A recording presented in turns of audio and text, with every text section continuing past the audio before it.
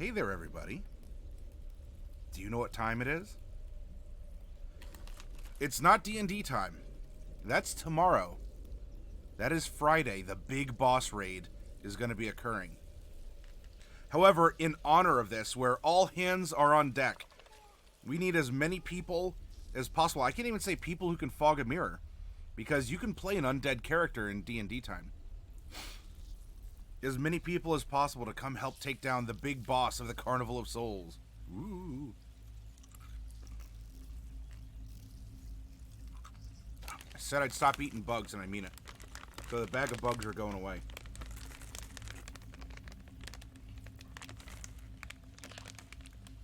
Now, we made scarecrow characters last night. In particular, you may remember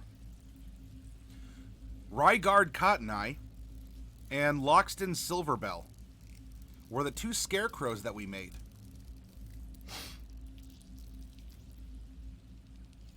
And tonight, we're going to be making two more characters. And both of them are going to be Entothropes. Now, for those of you out there who are wondering what bunny folk, Florin, what is this madness? There's a link if you want to check it out on your own. And by the way, if we do roll Druid or Monk, we'll use the custom D&D time subclasses as well. And by the way, on Wednesday they're talking about some new spells, so this other part that's hidden behind my mascot, this might be filled in after not too long. Let's take a... So what is an Entothrope?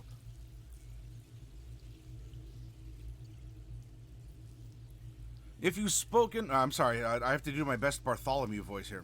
If you've spoken with one Entothrope, you've spoken with all of them. That's not a generalization. They share information extremely efficiently. Entothropes are therianthropes, whose transformations reflect the forms of insects and arachnids. Unlike many forms of therianthropy, such as lycanthropy, we have to put the correct emphasis on the correct syllable. Those who are affected by entropy find themselves permanently fixed in a state partway between their humanoid roots and the bug whose entropy they hold. Their appearance as such are often considered monstrous by those unused to interacting with them. Entothropes can come in the form of any bug, but some of the most common entothropes include wereants, werebees, and werespiders. Entothropes are not affected by the bloodlust that lycanthropes experience, but their minds are instead altered with some insectoid instincts. Unlike most therians, entothropes don't often spread entropy to other humans, although it does happen on rare occasions. For the most part, entothropes are born naturally to either entothropes, where they are then raised as part of a colony. Colonies are the base unit of the entothrope societal structure. Each new werebug born into the colony is brought about intentionally and for a specific purpose. Some are born to guard the colony, others to function as workers attending to its daily upkeep, and others still to someday hold positions of leadership within the colony. Whatever role they are born into, nearly all entothropes are satisfied with their place in this strict caste system and devote their lives to seeing the colony function at its highest potential. While therianthropy is referred to as a curse, most entothropes consider their condition a blessing. Entothropy? How should I put... Entothropy? Grants enhanced physical abilities and the other attributes unique to some entothropes, like flight, but beyond it, that grants a clarity of purpose unique to entothropes. They are guided in life by instincts and an overwhelming desire to work for the betterment of their clans.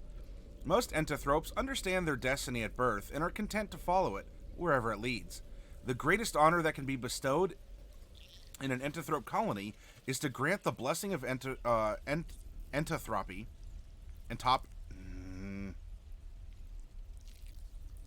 Entothropy. The blessing of entothropy upon another humanoid not of the colony.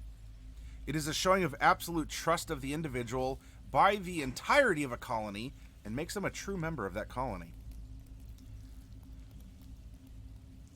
The Entothrope language is complex and can only be spoken completely fluently by Entothropes. Many Entothrope names are combinations of both sound and gesture that indicate the time of their birth and the role within the colony. When Entothropes interact with other humanoids, they are often forced to improvise names for themselves on the spot so that they can be more easily understood. Entothropes that turned in life often retain their old names. So Entothrope names: Mendelssohn, Worker 343, Hierarch, Buzz, Skitter, or Hopper. We're going to get into the traits. All Entothropes have a certain base traits that they're going to receive. From here, we're going to be making 2 characters tonight, maybe 3. I don't know. We'll see where it goes. There are several sub-races. There are Antharians, wereants. There are bees. There are beetles. There are grasshoppers, mantis, and spider therians, or were-spiders. Blood Deuce would like to see a bee.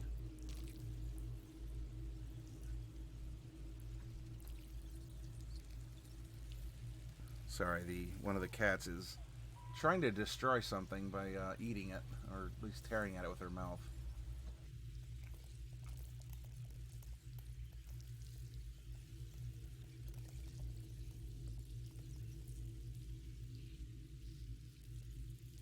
There we go.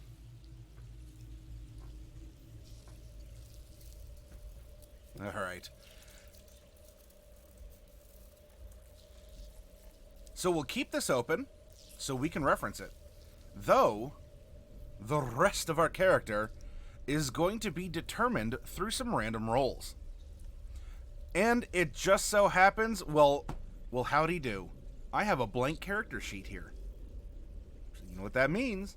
It's time to get going. Let's make an Entothrope character for D&D time. If you do play with Pete and Jeremy, you do start at level 1. We may not be making a level 1 character.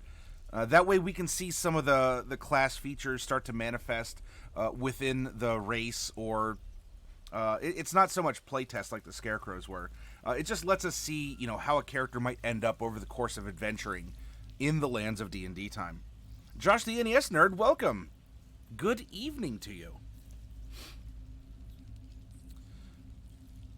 Josh, you're here. Would you kindly roll a percentile set in chat? Exclamation point 1D100.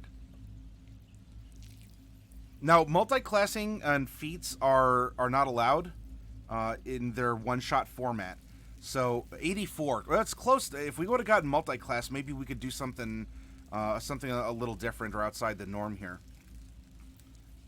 Stops on an 84. So we're gonna have a male Entothrope, and there are 6 different types of Entothrope sub-races. Going back to our document here. Ant, bee, beetle, grasshopper, mantis, spider.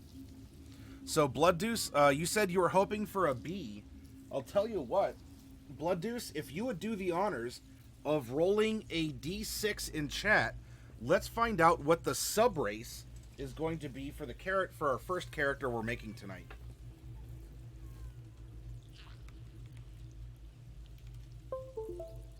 That was my computer saying hi to my headphones.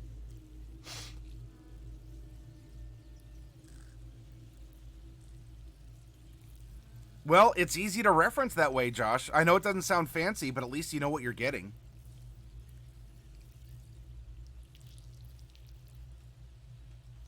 Here's hoping. Stops on a 1. So it's not a B. A B would have been 2. But we are going to be building then an Antharian, or a Wereant character. Let me back over here. We have a male Wereant.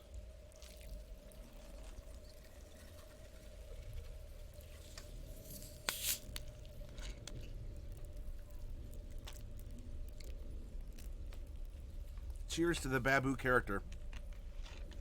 Okay. Next up. What about its alignment? There are all kinds of characters. You can play an evil character in D&D time. There are all kinds of characters out there in the world.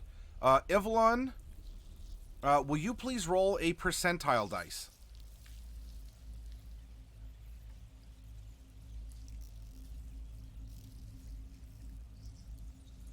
We'll find out the alignment of our character here.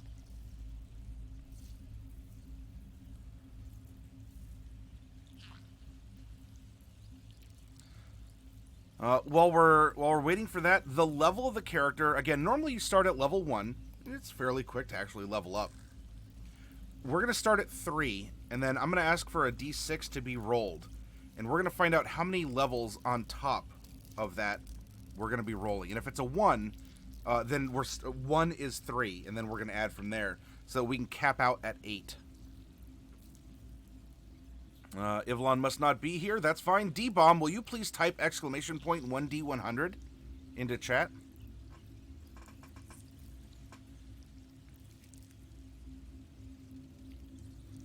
And roll high, don't die.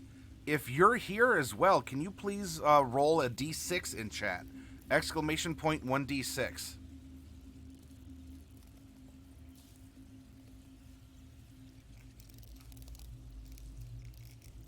$89. We have a neutral evil character.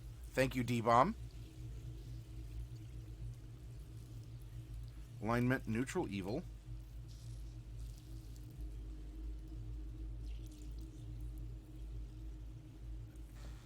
Pardon. Roll high, don't die might not be here. One Crit Wonder, are you here? Would you roll a D6 in chat?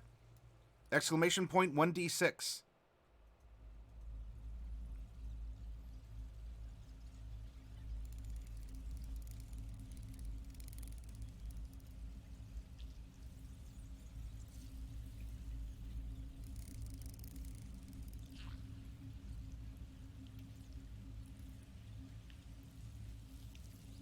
Whew, I'm striking out. Tamarick, are you out there? Tamarick, can you give me a D6 roll? No, that's Blood Deuce. That's fine. It might catch people off guard, or they might be in another room, which is absolutely fine. I'm not upset if people are in chat. It's still giving an eyeball to the channel, and they're doing other things that they got to do. All right, Blood Deuce, will you roll a d6 for me then? Let's find out the level at which our character will be.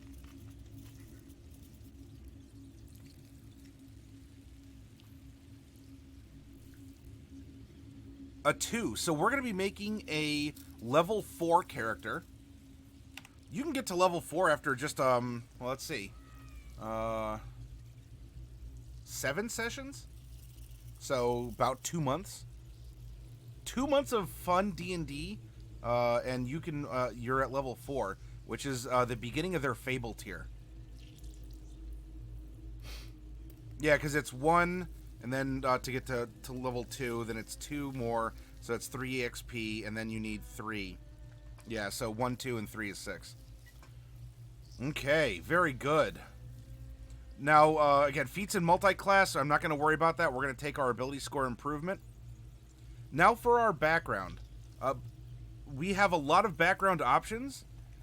Most backgrounds are allowed. Specifically not are the Ravnica backgrounds. However, Ravnica subclasses and Ravnica races are. And now we have 52 different backgrounds. Ooh. Ooh my. Josh, will you please roll a d4, and let's find out how we're going to determine between 1 and 52 which background this character is going to have.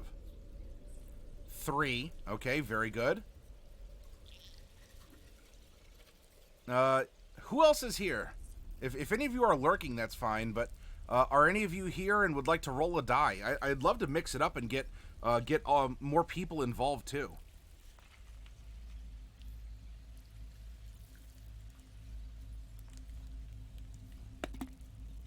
I don't want to hog all the fun with my dice roller here.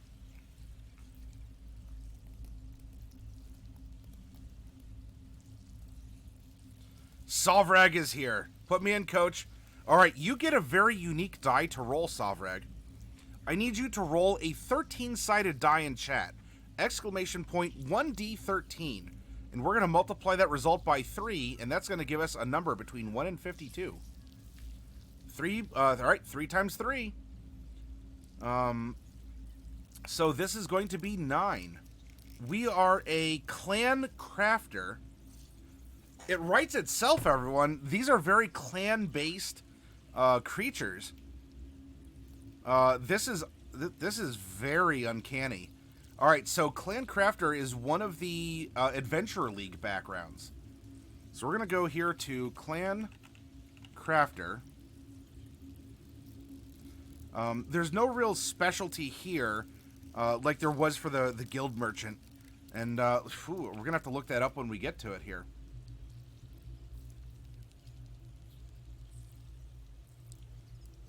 Okay, we'll put the backgrounds away. Now, what about our class? Which class are we going to get for our Wereant? There's normally a nice big golden D12 here, but I don't want to hog that fun.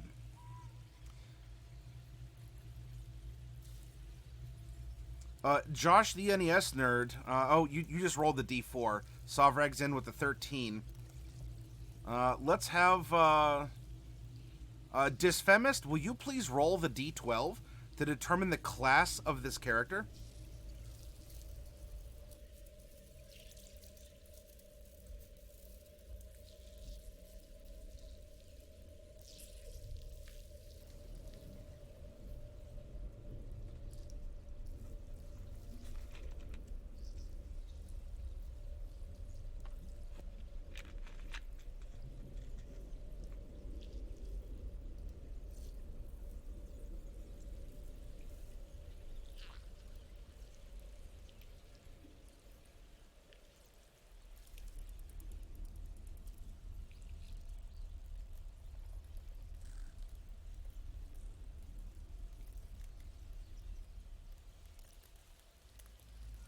All right, Sovrag, will you roll a D12?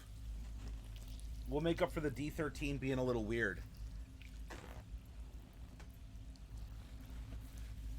Thank you, Sovrag. 4. That is a Druid. Ooh, we're going to get to see some bonus homebrew content. Hi-yo, sheeps. Welcome. So we're going to be making a Druid, though instead of the normal selection of Dreams, Land, Moon, Shepherd, or Spores, we are going to be making a Circle of Trash Druid. So that'll be some bonus homebrew content right here. It's hidden behind my one mascot.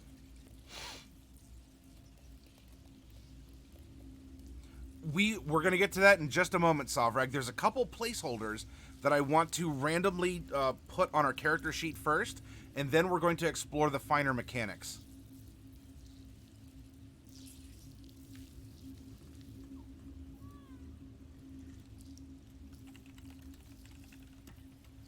Okay. Class features, well, one type of druid, the Circle of Land, gets a class feature, but we're not going to have to worry about that here. Going back to Entothropes, we actually can go here because, hey, in the Matty Morgs and Trust a Flump character creator, it seems as if, oh, hey, Entothropes. Boom. Here we go. Oh, sheeps, will you please roll a percentile set to find out how old our Wereant is?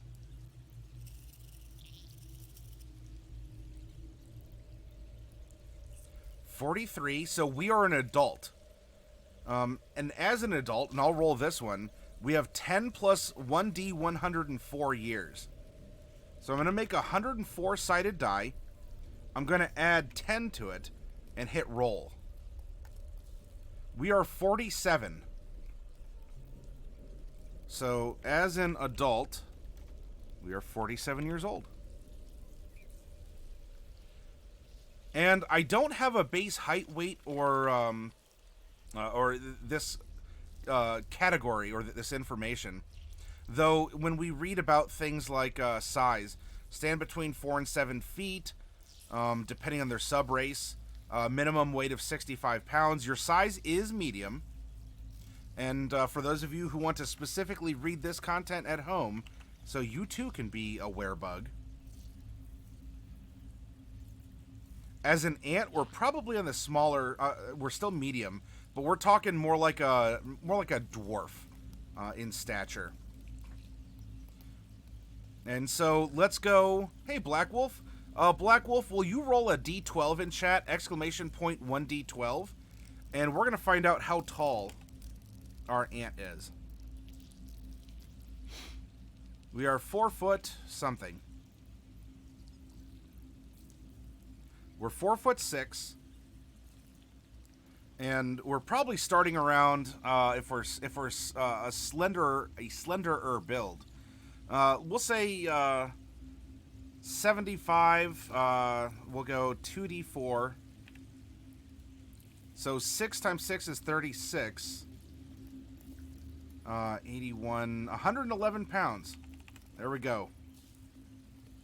Excellent. We have our placeholders. But before we get to the Entothrope, you can read ahead on the link I provided.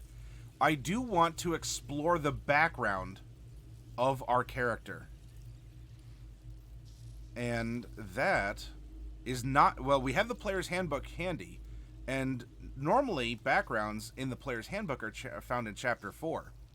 If you're playing along at home, though, as we have rolled a clan crafter, I believe that is the... is that the Hillsfar? Let's double check. Cormanthor, Refugee, Gate Urchin, Hillsfar Merchant, Smuggler, Secret Identity, Shade Fanatic, Trade Sheriff. No, it's not that one. It might be then our Maulmaster.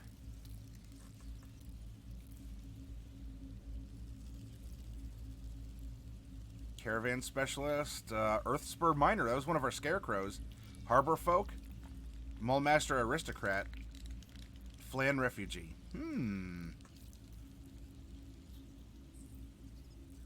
Which my interest is piqued then. About which oh, there's one way to find out. Shoot, this was testing my knowledge of D&D, like official D&D stuff. Let's come back to here, and in the character randomizer, we're going to go back to backgrounds. And we had Clan Crafter, so I know I can get rid of Curse of Strahd. Not Rage of Demons. That's right, Sword Coast Adventurer's Guide. Oh my goodness, how did I Shame on me. Alright, crack open your Sword Coast Adventurer's Guides.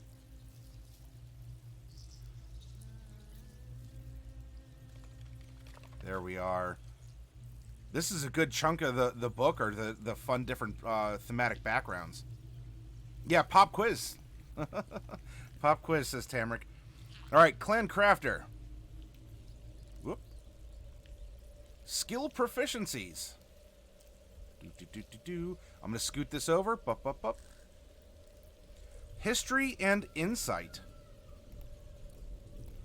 And while we're not talking about the stout folk in particular, because we are making an ant, a wereant, the theme of the Clan Crafter. The stout folk are well known for their artisanship and the worth of their handiworks, and you have been trained in that ancient tradition. For years, you labored under a dwarf master of the craft, enduring long hours and dismissive, sour-tempered treatment in order to gain the fine skills you possess today. You are most likely a dwarf, but not necessarily. Particularly in the north, the shield dwarf clans learned long ago that only proud fools who are more concerned for their egos than their craft turn away promising apprentices. even those of other races. If you aren't a dwarf, however, you have taken a solemn oath never to take on an apprentice in the craft. It is not for non-dwarves to pass on the skills of Moradin's favored children. You would have no difficulty, however, finding a dwarf master who is willing to receive potential apprentices who came with your recommendation. Now, this is in particular, as the Sword Coast Adventures Guide implies, meant for, Toril, the Forgotten Realms, Faerun. We don't have to abide by that in D&D time terms.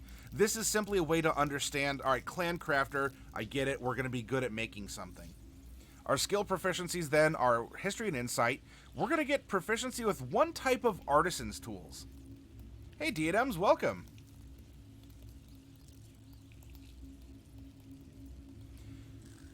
And there is a way, boop-a-doop-a-doo, if we go to Chapter 5, if we don't know, because we do not know, how to determine what kind of artisan should we be. Well, 1, 2, 3, 4, 5, 6, 7, 8, 9, 10, 11, 12, 13, 14, 15, 16. There are 17 different artisan's tools. Why don't we determine, then, which it'll be? Diadems, will you roll a d20 in chat? And we're just going to hope that we don't have the 15% chance of that we need a reroll. Exclamation point 1d20 in chat, por favor.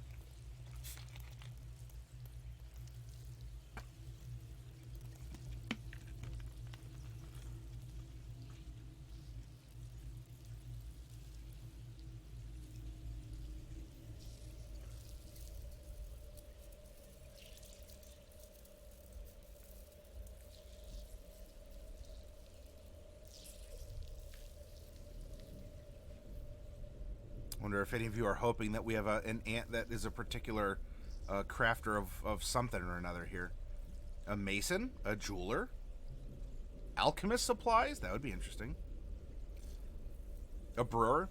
Well, oh Sheeps, would you like to roll a d20 in chat? That way we can keep things moving along. We'll see if you're correct then. Stops on a 7. 1, 2, 3, 4, 5, 6, 7. Cook's utensils. All right then.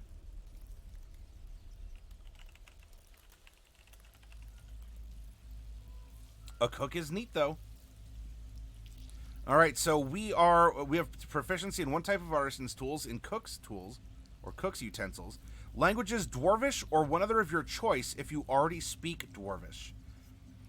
So we're going to put Dwarven or Dwarvish, however you'd like. Equipment, a set of artisan's tools with which you are proficient. A maker's mark chisel used to mark your handiwork with the symbol of the clan of crafters you learned your skill from. A set of traveler's clothes and a pouch containing 5 gold and a gem worth 10. A lot of this when it comes to money and gems and a lot of this, you have almost free reign to fill your inventory with what you want. Money in D&D time doesn't necessarily matter. You want 3 bags of 1,000 ball bearings each? Pardon me. Have them. You want a crowbar? You want 2 crowbars? Have them. In the one shot, we're not, they're not worried about you going and purchasing, as presumably you have the things that you need. I mean, they should be on your character sheet. Don't just make it up. But you're not constrained to just have hemp rope if you wanted silk rope. Hi, Bubonic One. Welcome.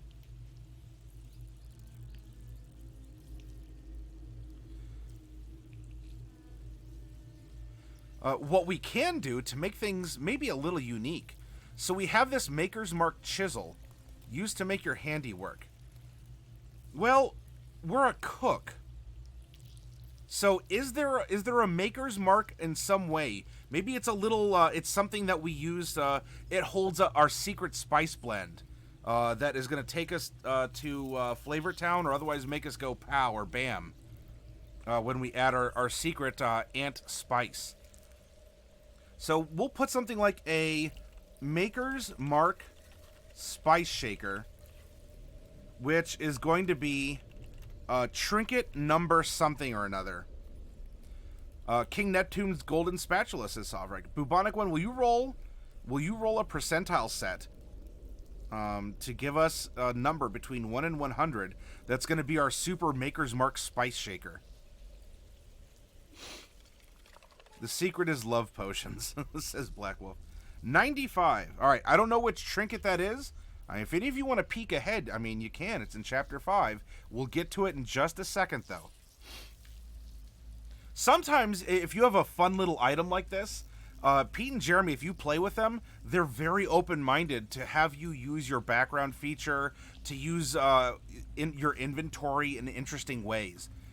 And so they might just allow, if you have a Maker's Mark Spice Shaker that's relevant to your character, they may let you do something fun or a little goofy with it, as long as it makes general sense for the circumstances.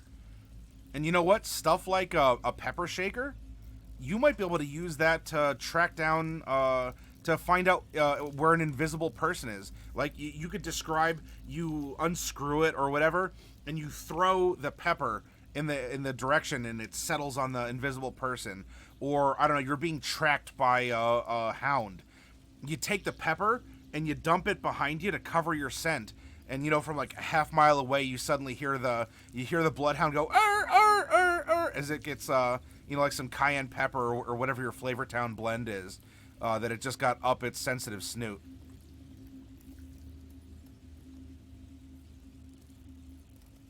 Wish WotC would bring back more Moonsea stuff instead of the dang coast. Well, it does mention the Moonsea in the Sword Coast Adventurer's Guide. That's right, bam. You got to get some Emerald Lagasse here. Lagasse? I think I mixed it up with the horror director. Anyway, you know who I'm talking about.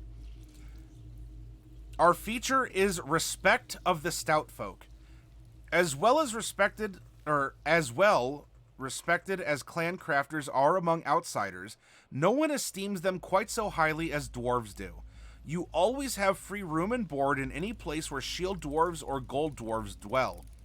And the individuals in such a settlement might vie among themselves to determine who can offer you, and possibly your companions, the finest accommodations and assistance.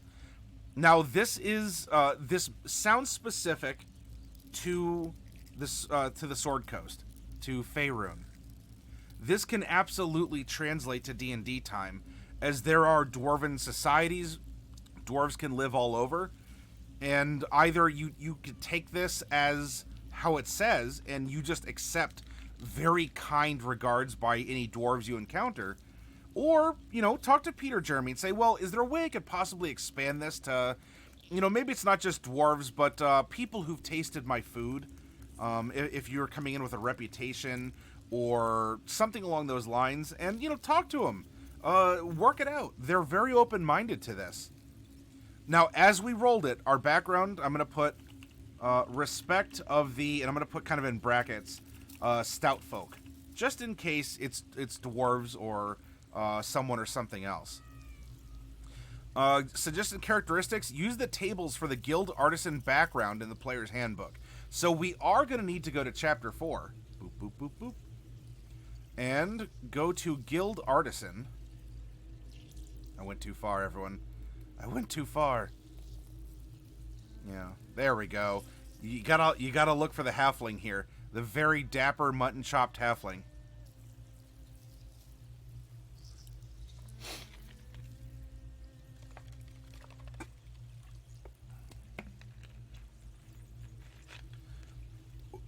Well, I wonder if that's still the case. I thought I remember reading something that the Moonsea used to be, there were a lot of dry docks, a lot of shipwrights, and wasn't it something that, was it Neverember? Ended up going out that way and starting a ship company? And because they're fairly neutral or not attacked all that often, they were able to get quite a pretty penny to replace the navy of Waterdeep. Well, Cormyr, I thought Cormyr is an inland kingdom. Isn't it the Forest Kingdom, something like that? A couple big cities make up the country of Cormyr.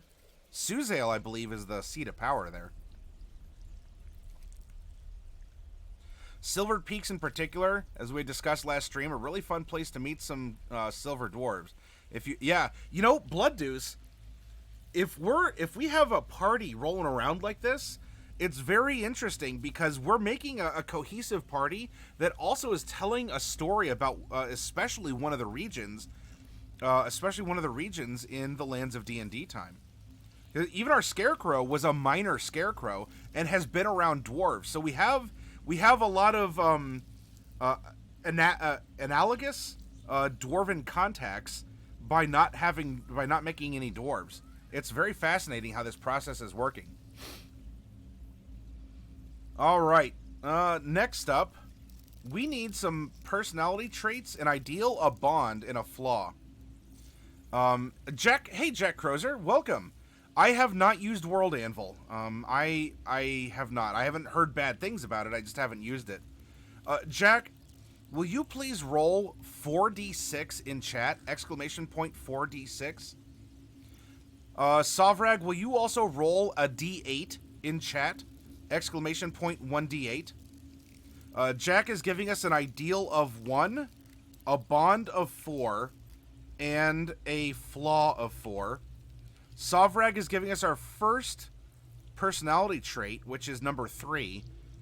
And then I think we're on a cooldown, so I will roll a d8 for the second. And I rolled an 8.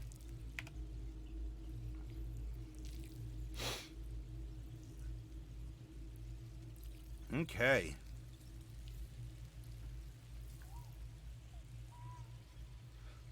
So we have the major items, the major takeaways from the background that we need for placeholders, and of course this is going to be fun to look at what our trinket, our spice shaker is going to be. Our personality traits then, as provided from random rolls, our Wereant character. Pardon me. Soda, right? Our first personality trait's number 3. I always want to know how things work and what makes people tick. Or if we're talking about werebugs, what makes ticks people. Anyway, we're very curious. We want to know. What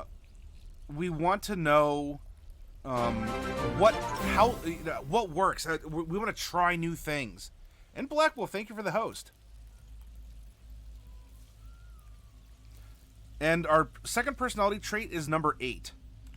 I'm well known for my work, and I want to make sure everyone appreciates it. I'm always taken aback when people haven't heard of me.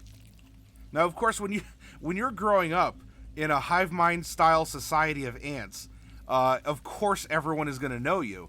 And so this adventurer, leaving the anthill or the colony of other wereants, might actually feel offended. What, you haven't heard of me? Come on, what are you talking about? Everyone has. Everyone I know has heard of me.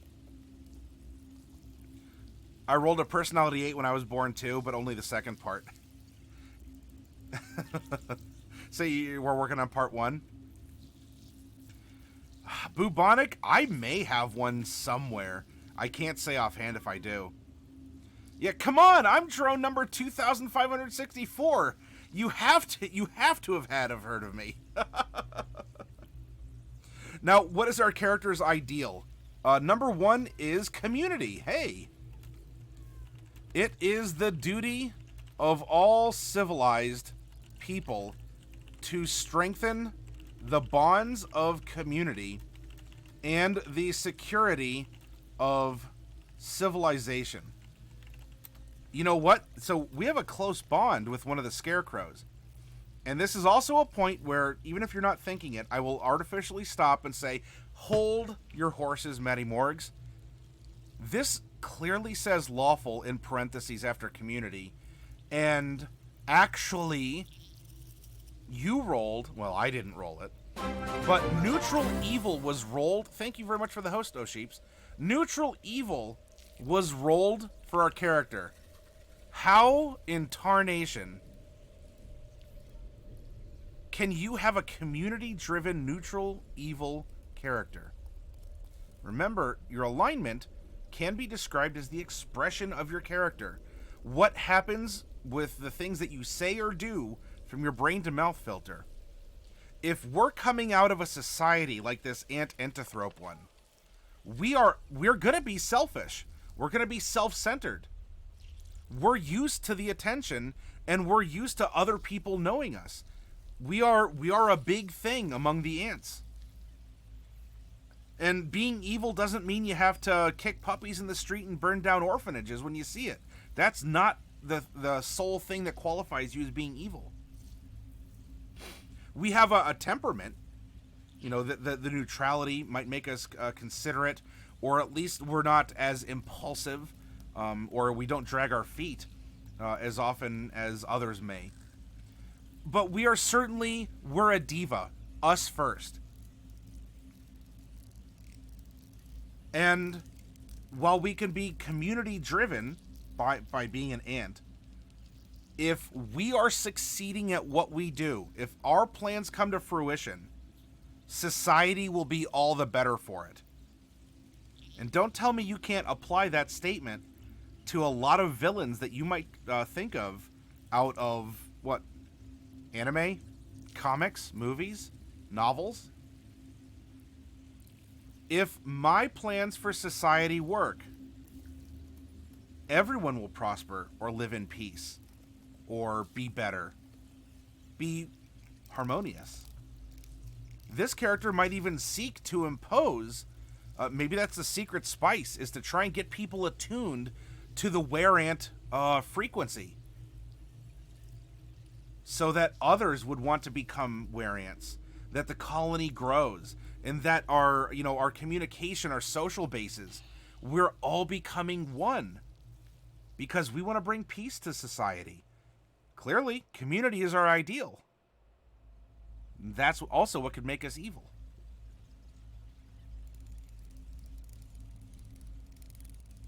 Oh yeah, I'm sure there are characters that say, I am evil, I will kick literally any puppy that I see. I'll even go out of my way. They don't even have to be in the street in front of me. And I will burn down every orphanage because I am evil. Most villains don't get up in the morning, look at themselves in the mirror and go, yeah, I'm a bad guy. Most don't. The ones that do, woo-hoo-hoo-hoo. Those make for some interesting villains. All right, now what's our bond? Our bond is number 4. I pursue wealth to secure someone's love. Uh-oh. We want to be famous because we are interested in a certain someone. I wonder who that could be. You can tell they're a bad guy if they have red eyes and wear all black. That's what I learned from cartoons. A pointy goatee doesn't hurt either, man or woman. Oh, sheeps, are we building? So we're building a were sheep, except it's a wereant. And our flaw, because we are all flawed characters, is number 4. I'm never satisfied with what I have. I always want more. Totem Fiend, welcome.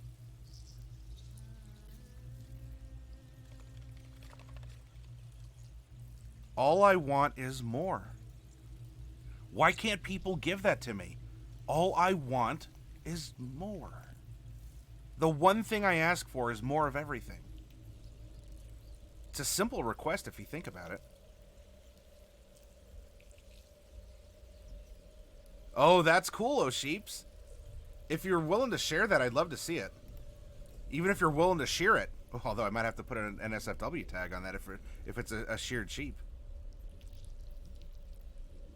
A shared sheep. A sheared sheep? A scared shared sheep.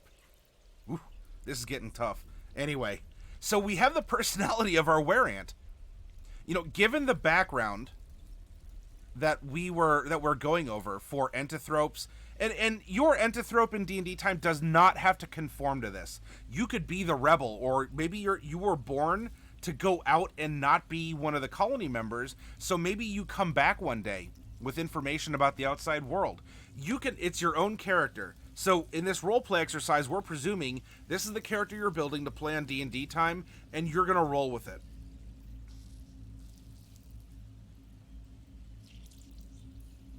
I'm doing very well, Totem. In fact, I think I'm having success at this impromptu tongue twister.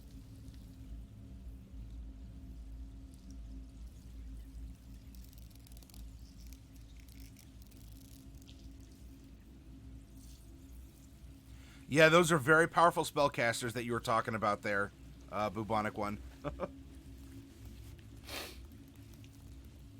All right, now that we have our background, we can, you know, we're getting this Wereant chef, a Were Emerald, in our minds.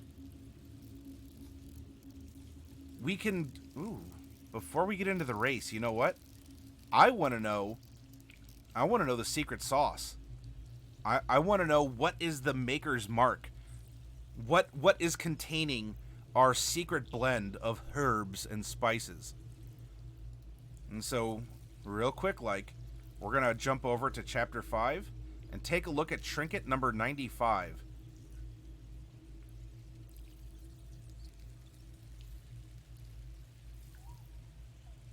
Okay. A petrified mouse. So, a petrified mouse.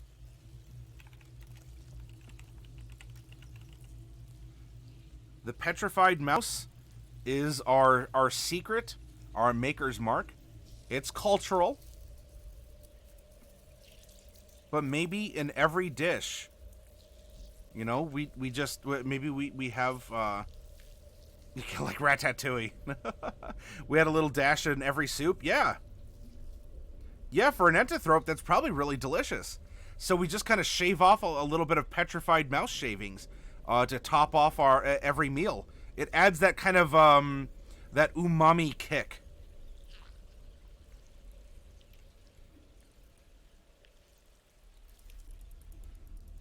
Then it could be named Antubellum. I'm not sure I get the reference, Black Wolf. Hey, Hark. Terminator 120 bonus 12 for my box credit rolls back to now. Alrighty, I'll add that here in just a little bit, Hark. Thanks so much. So a petrified mouse is our maker's mark. That we use a or several petrified mice as ways to season our dishes, or maybe the petrified mouse was hollowed out, and that's what contains that's our shaker.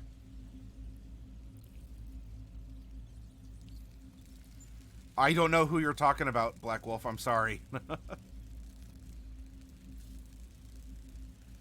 All right, now we're going to go from our background into our racial stats.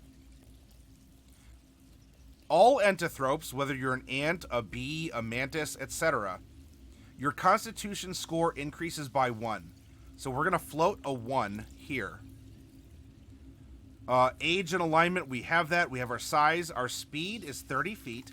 So that's going to give us a 15 climb, 15 swim, 0 fly. Though, I believe the werebee gets to fly. Carapace, you have a chitinous exoskeleton. When you aren't wearing armor, your AC is 12 plus your dexterity modifier or constitution modifier, your choice. You can use your carapace to determine your armor class if the armor you wear would leave you with a lower armor class. A shield's benefits apply as normal while you use your carapace. So we have a carapace equals 12 plus dex or con. Extra arms. You have at least one additional set of smaller arms. The arms cannot be used to grapple, make attacks, effectively wield a shield, or perform similar strenuous or complex tasks, but can be used for any of the simple tasks such as to open a door, carry a torch, use a tool, or perform the somatic components of spells.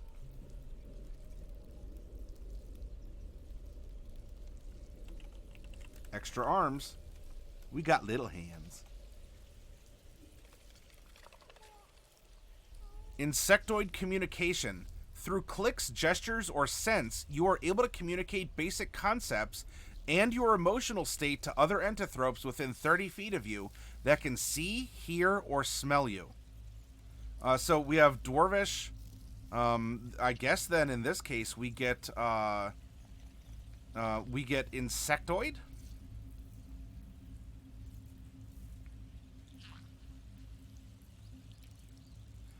And common.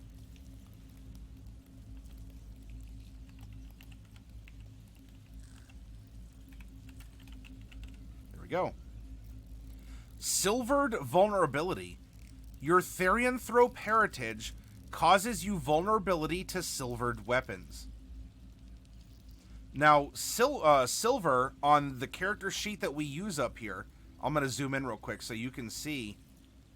You see here where it says immunities, resistances, and vulnerabilities. You know, so poison or whatever. Silver's not here, so this would be something that we would make a note somewhere on the side. Buffs, debuffs, conditions could be a good place for it. You can put it under your racial racial traits if you think you're going to remember it. But if we put that here, silver vulnerability.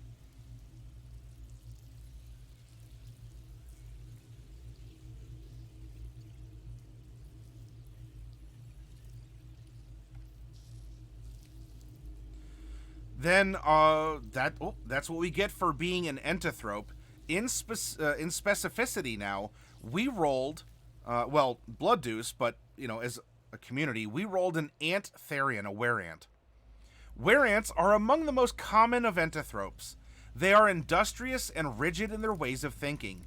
For their colonies, they dig out elaborate underground cave systems that stretch nearly endlessly. Some explorers believe there is only one Wereant colony and that its underground passages span the fullness of the world. The world. Our strength score increases by 2. So we're rocking a 1 con and a 2 strength. Bite. Your chitinous mandibles are a natural weapon which you can use to make unarmed strikes. If you hit with it, you deal piercing damage equal to 1d6 plus your strength modifier instead of the bludgeoning damage normal for an unarmed strike. So we have a bite, which is 1d6 plus strength piercing. Instinctive teamwork. Pick one of the following benefits. When you so we can have instinctive teamwork soldier. When you use your action to help another creature, you can also make a bite attack against a creature of your choice within 5 feet of you as a part of that action. Instinctive teamwork worker. When you use your action to help another creature, if that creature moves before the start of your next turn, you can use your reaction to follow it, moving up to your speed without provoking opportunity attacks. Or a powerful build. You count as one size larger when determining your carrying capacity and the weight you can push, drag, or lift.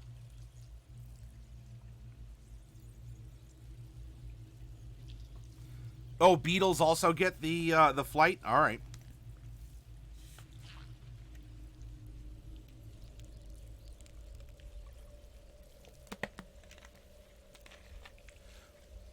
As we're a cook, especially one that really needs to get around, I'm kind of called to the worker. To the worker subtype here. I guess the subtype. We're an ant subrace, and then there's a subtype even within the ants that to form the caste system. If you kind of see what the Mad Lads were up to with this. Blood Deuce, do one of these 3 really call out to you? It doesn't have to be worker. O'Sheeps is leaning worker as well. Given everything we know about our character, he always wants to know how things work and what makes people tick or what makes ticks people. I'm well known for my work, and I want to make sure everyone appreciates it. I'm always taken aback when people haven't heard of me. I'm all about community. I pursue wealth to secure someone's love. I pursue wealth. I'm never satisfied with what I have. I always want more. We always seem to be on the go. That is kind of a mobility leaning for me. Hey, Shukan, welcome.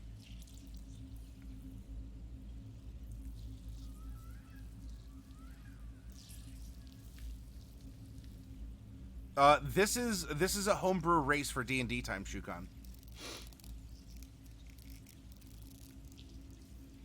Ticks are people too, even if they're blood-sucking, lousy parasites that steal money from you when you aren't looking. Good quote, Wereant. This is definitely homebrew, but in the sense that Pete and Jeremy put a lot of love. Yeah, they did. Alright, well, it seems like we're leaning worker then. So we are going to do just that. We're going to take the instinctive teamwork worker.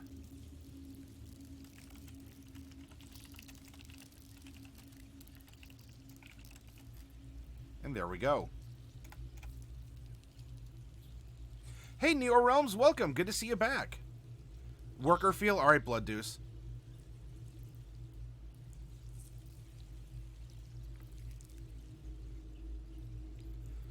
Excellent.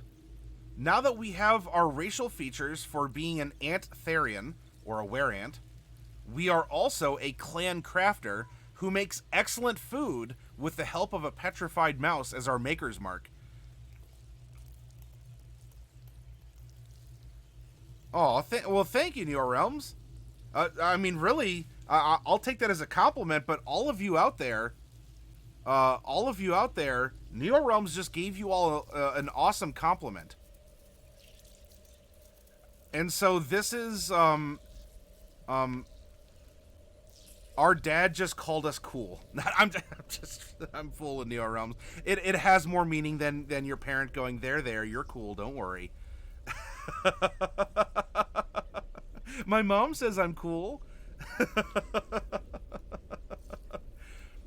Neo Realms, I was very happy to send that care package down your way, and seeing that image absolutely made my heart melt. I'm so happy.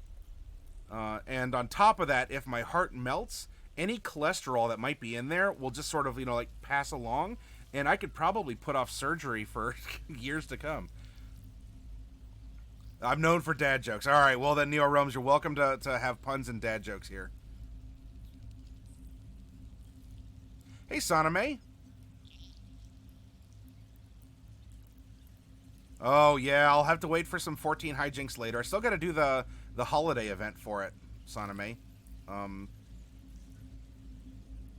Yeah, I'll take a look at that character, Neo Realms. I got your link. I need to play around with it a little bit later. And D-Bomb can confirm that Neo Realms is, in fact, an awesome person. Alright, now we're going to be putting 4 levels of Druid onto our character, though we are going to return back to the homebrew section of D&D time as we rolled a Druid, and Pete and Jeremy made a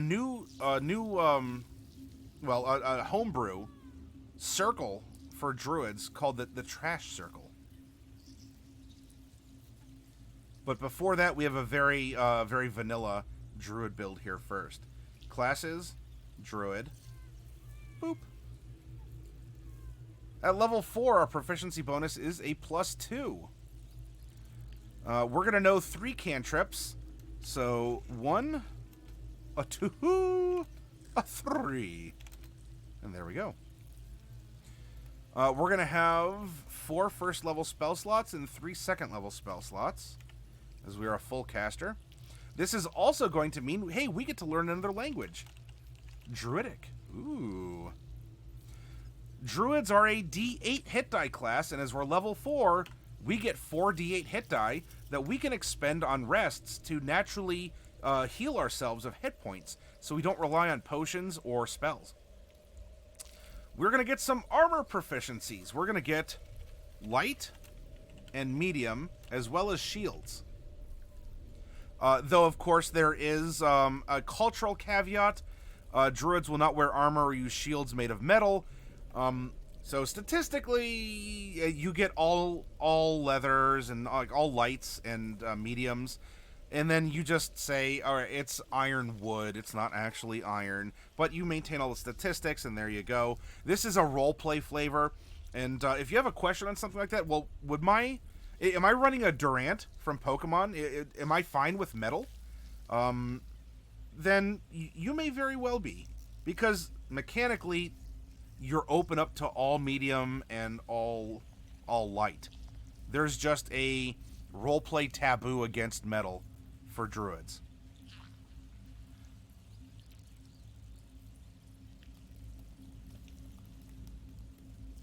Been over a year, Saname, and you're still not totally sure what you've been doing? Is that one that you're running, or is that one that you're playing in?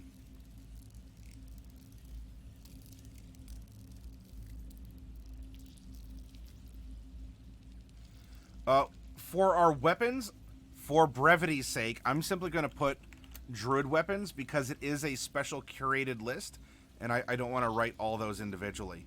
We are also going to get tool proficiency, not just with cook's utensils, but also an herbalism kit. So we can make some very tasty stuff to eat, or that might have some other medicinal properties, perhaps. And of course, you just know that petrified mouse is worked into that somewhere. That's our signature. That's our maker's mark.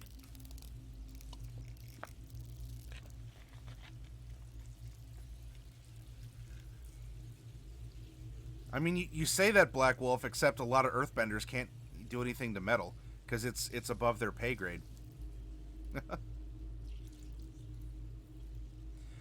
Saving throws are going to be intelligence and wisdom. Very good. Skills. Choose 2 skills. So we already have history and insight from being a crafter. We can get animal handling, insight, medicine, nature, perception, religion, and survival as a character. We get 2 of these. Looking at the personality, I want to know how things work and what makes people tick. If we're talking about things that are digestive, nature and survival could work. If you want to try and scrap together a meal out in the wild, survival's part of that. Medicine is also what makes people tick. So medicine may very well be a good skill to use here to have as well. That, it's the internal. I guess maybe our aunt is the first one that, he wants to go out and open a gastropub to have one of those like trendy cafes that uses, science to fuse, well, like hydrogen water. This would be an executive chef of hydrogen water equivalent. So I think medicine works. And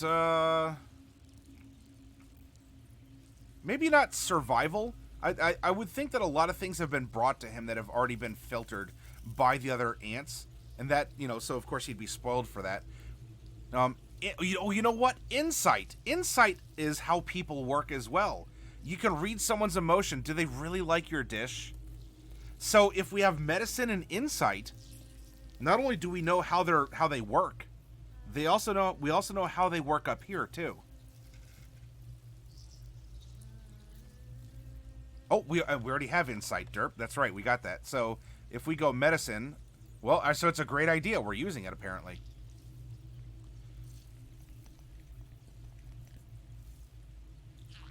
I do not know Nakiri Alice, Black Wolf. Yeah, molecular gastronomy. That's what I'm talking about.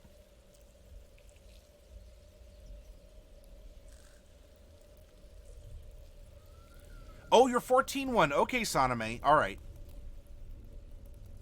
Craziest thing was Leviathan versus Titan versus the party. Ooh, what a death match.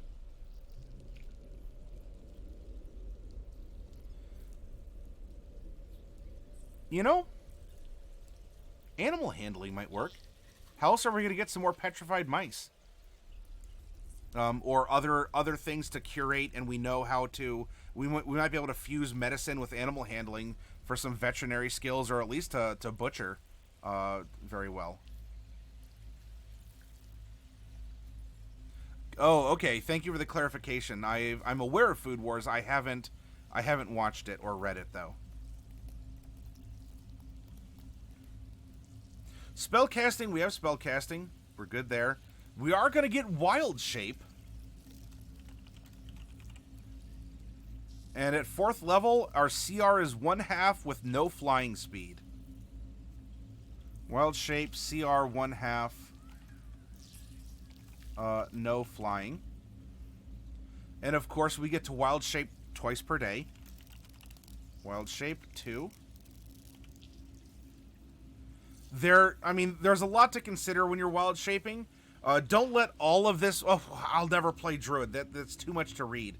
It's common sense stuff that does require clarification for mechanical purposes. And then, really, we get ability score improvements, but the next thing wouldn't be until until 18th level. So really, anything else we're getting is going to be from our Druid circle. And we're going to get to that in just a little bit here. That's the only class feature then that's left. There's spellcasting, and that's fine.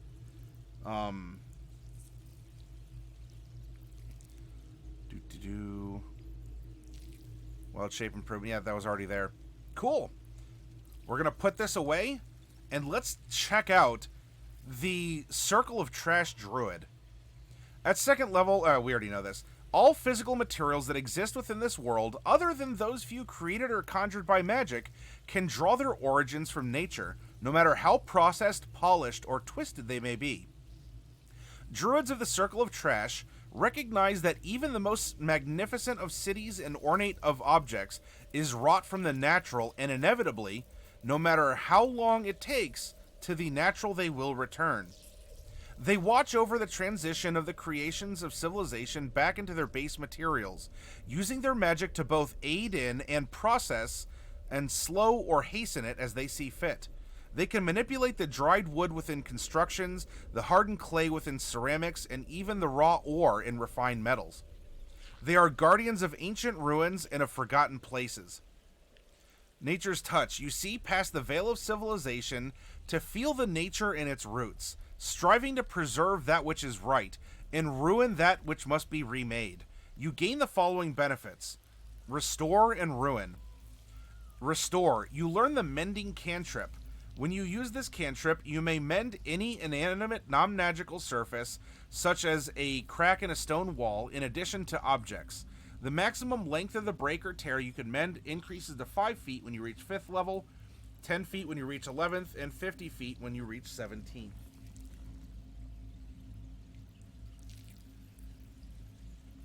So we are going to, for cantrips, we are getting Restore is giving us mending, and it's a special mending at that. Come on. Right, she's down here like, I want to come up and see people. Well, come on. You're on your hind legs, you got your paws on my knee. Come on. Get on up here, yeah. Get on up here. There we go. And Ruin.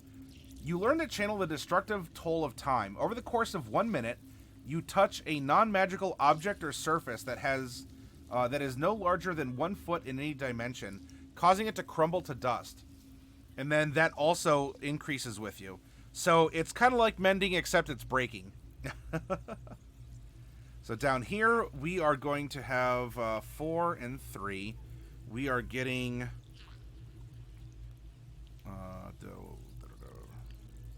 Restore. Whoops, that's a cantrip. Restore is giving us mending with special properties.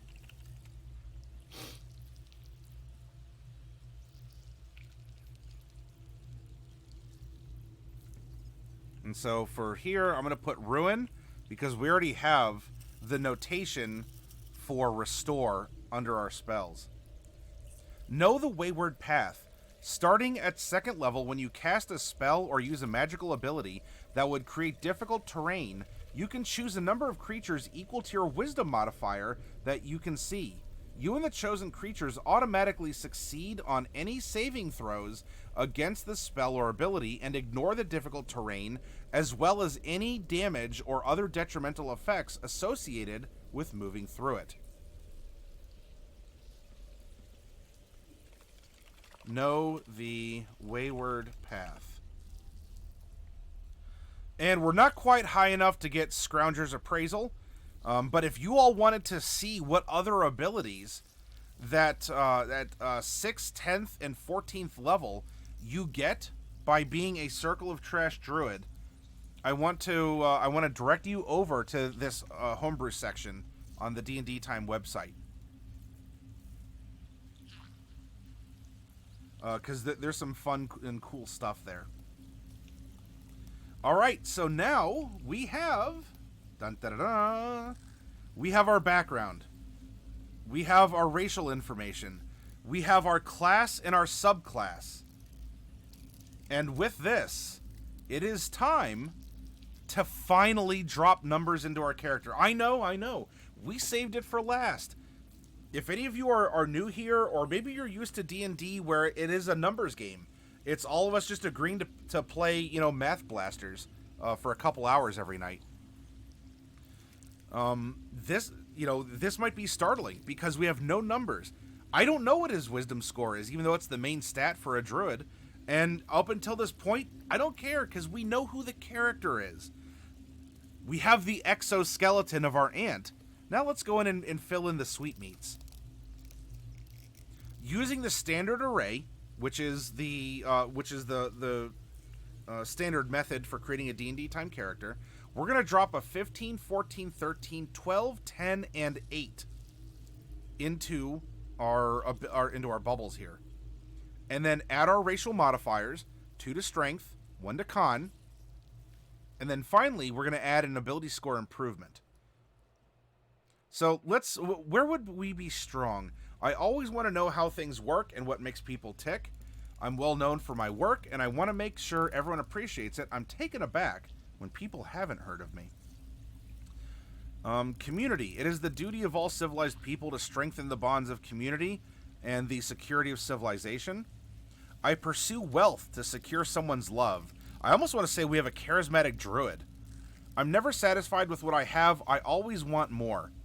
I'm also thinking we have a high intelligence druid.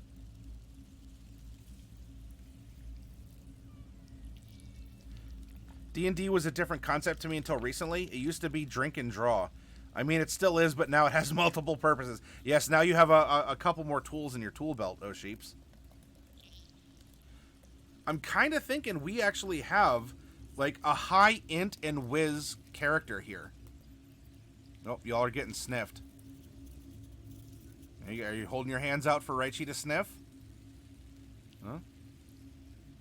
Do you approve? Huh? Pip, pip, pip.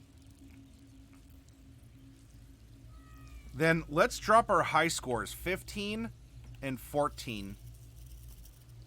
Also, if we're eating all sorts of stuff, we might run the risk of poison. What about 13 in con? I think we're charismatic with with at least a moderate. If not, we go full charisma here. Oh, I am sniff my hoof, small beast. Yes. Oh, he's staring. Do you all have ghosts in your room? What's he looking at? His eye just got bigger. Do you have a ghost behind you all?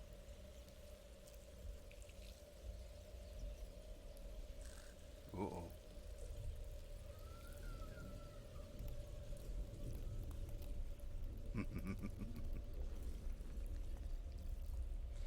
Or maybe we could just be taken aback because we're not super popular.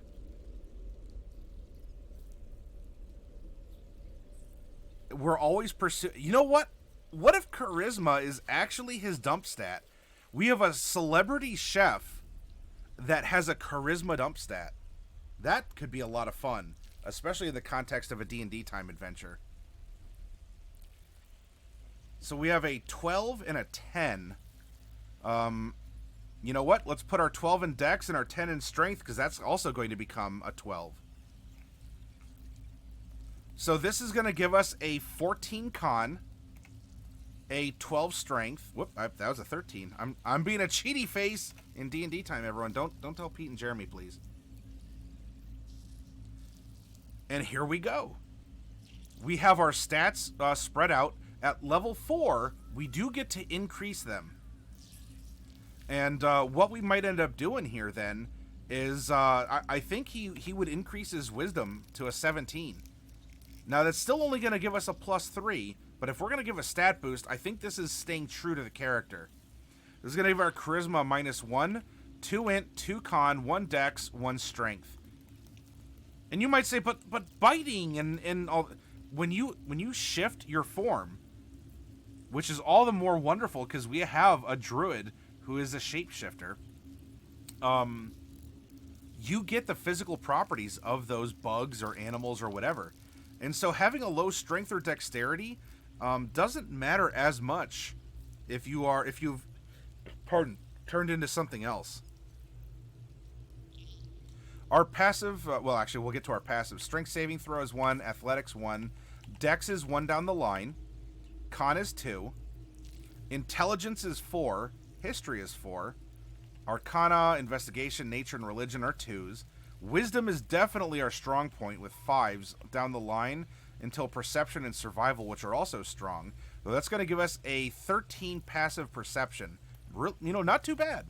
3 plus 10. 3 is our perception modifier. We add the 10. That's your natural awareness. It saves you a ton of dice rolls. Please believe me. You can also do some passives and other things too. I challenge you, if you play 5th, it came out of 4th, but if you play 5th edition, passive investigation, even some passive knowledges could be fun. And charisma, we're just gonna copy paste our -1 all the way down the line. And you know what? Our buggy boy is no longer a set of stats, everyone. Let's give our chef ant a name. I'm open to suggestions out there for those of you who've been following along as we're filling in now some more details. Armor class, if we're not wearing armor, we can have natural armor that is our constitution modifier, so it can actually be 14. If we're holding a shield, we can actually have an armor class of 16. Antoni Portobello. Oh, Antoni Portobello. So here, I'm going to put name suggestions up here. Antoni Portobello. Any other names out there from those of you? They could be puns. They could be references. They could just be, I don't know. What would your mind just snapped to a name for a chef ant? Our initiative is a +1. We do not have dark vision. We have dark vision 0. Unless I'm going to double check. I do not believe entothropes have dark vision. Alignment, speed, carapace, extra arms. Oh, no, because it talked about things like holding a torch. Yep.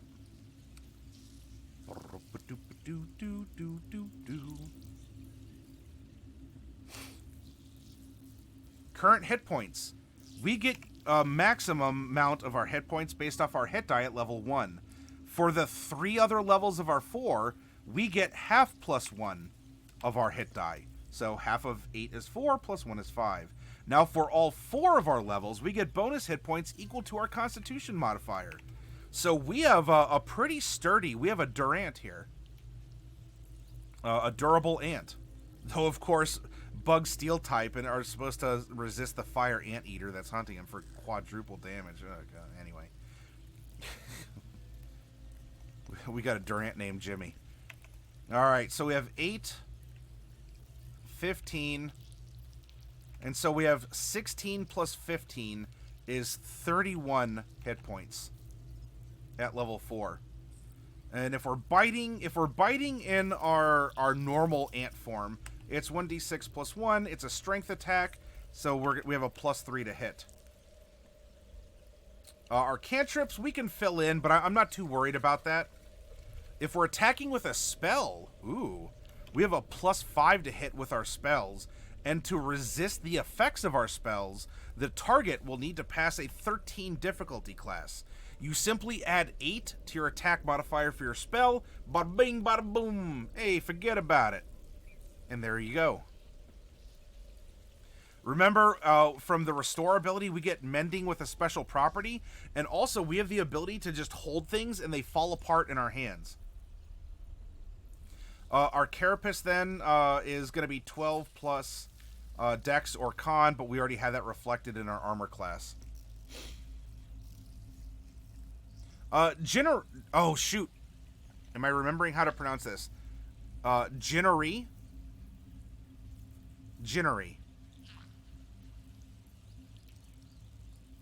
Correct me if I'm mispronouncing it. But welcome back, Jin. Great to see you.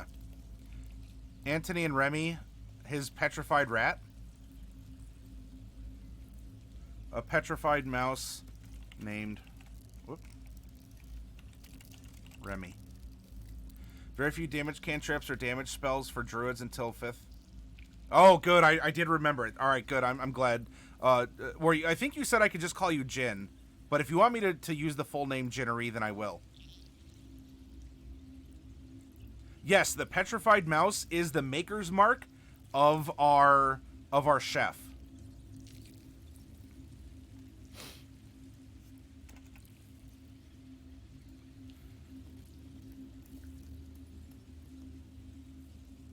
All right. There's one other thing that we're going to do here, and that's the spells, because the spells are requiring the stats. So we're going to add our wild shape. We can do it twice. Spellcasting was a 13 save, which is indicating a plus 7. Wait, no, 5. What am I thinking? We cast off of wisdom. We're casting as a druid. Spells prepared equals. As a druid, it's your druid level plus your wisdom modifier. So we can prepare 7 spells in all of the slots that we can cast. So if we want 6 level 1 spells and 1 level 2 spell, we can have that that loadout. Do you want to go kind of halvesies, go maybe 4 in one, 3 in another? You can do that too. When you wake up every day, so at the start of a new D&D time session, you can swap your spells out as a druid. It's very handy. So down here, I don't really even need to fill anything in. As long as we prepare 7 spells in the 2 levels that we can cast, we're good. So it really just come down to what are the 3 cantrips besides mending that we would like to be able to use. Jin is fine? All right, I will use Jin then. So ta-da, we have a really cool companion. We could just put the petrified rat, and its stats are just like 0 or. But you know what? There could be a backstory, and what could be interesting later is maybe you want to create. I don't know. You want to do something. You want to have the rat brought back or something. That's how my second character on D&D time came about. If we come down here to the character codex, and by the way, if you know anyone who plays and you want to see their character or at least some basic stats, you can come over to the character codex and look up characters. So here we have, look at this. Maddie Morgs plays Zuzip the Blossomer Florin, who we made on stream. And then we also made Tissix, the Bunnyfolk Paladin. I made this character first. And I asked, I think it was, maybe both the boys were in chat, but I think it was for sure Jeremy. And I said, so I get a spellcasting implement as a sorcerer. Can I roll a trinket and have that be my, so it's not a gem or what? And he said, yeah, sure, go ahead. I rolled a trinket that was no, I'm sorry. I asked if I could, because I'm a sailor background. Sailors get a lucky charm of some kind. I'm like, well, a rabbit's foot. Let's do that. And so I used my lucky charm as my spellcasting focus. Well, what that led into, of all the circumstances, was after Zuzip had achieved Fable level, Zuzip had asked Bartholomew, who's their big overarching wizard, their quest giver, I have the foot of my friend who died. And so I was keeping Tisix near and dear because Tisix and Zuzip were friends. Back in the meadow before the Trash Kingdom dumped a bunch of trash on Tisix and other rabbits and killed her and also polluted the fields. Tisix kind of has a thing against the Trash Kingdom. Anyway. And so after reaching that milestone, I asked Bartholomew, can you please, she has a more sultry voice. Can you please restore my friend based on the foot of hers that I've been carrying around for some time now? And that is when, I created Tisix, the Bunnyfolk Paladin, who was restored to life by the lucky charm of her friend who was carrying her severed foot around ever since the accident. And now here we are. And now I have these two characters. And so something along the lines of the rat as a trinket, as something, could turn into play a kobold and reskin the kobold as a rat. Do it. Have fun with it. You can do that in D&D time. Before they had their grung race, others were using halflings, and they're saying that they're playing grung characters.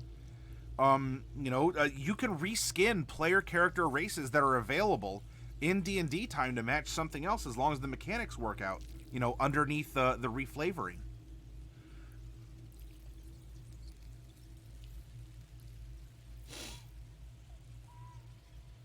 Carry the body parts of your friends just in case. Oh, sheeps? Absolutely. And I will leave this part of the workshop before the break with that lesson. A friend of mine who really was the first teacher to teach me how to play D&D back when 3rd edition was just starting up had an orc or a half-orc character and a goblin character. The orc character's name is Dorak, and the goblin character's name is Garlank. So you have Dorak and Garlank that were rolling around, and unfortunately, something happened to Garlank, who is the little goblin buddy of Dorak. And Dorak severed the dead head of Garlank and wove the goblin's hair into Dorak's beard. After he shrunk went to a head shrinker and shrunk the head of his friend around. And so you have this big orc that had a shrunken goblin head woven into his beard so that Garlank will always be close to his heart. And so stories passed, time passed, and eventually Dorak, who always wanted to fly, as a terrestrial creature, gained the favor of Akadi, who is like the goddess of the wind element. And Akadi blessed Dorak to turn him into more of a sky blue orc, and also brought Garlank back to life because the head was there, and so Garlank regrew. The head restored, and Garlank regrew off the head, and then Dorak, cut his beard, and his friend was back to life, and Dorak and Garlank got to adventure more together. It was absolutely touching. And brutal. All right, get some sleep, Bubonic. Thanks for hanging out with us. I appreciate it.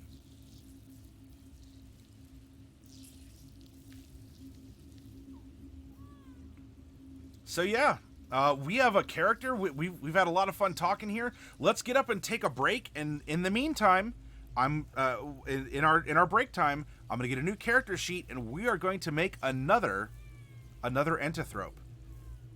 It will not be an ant, so maybe we'll get a bee, like what Blood Deuce wants, but only time will tell, huh?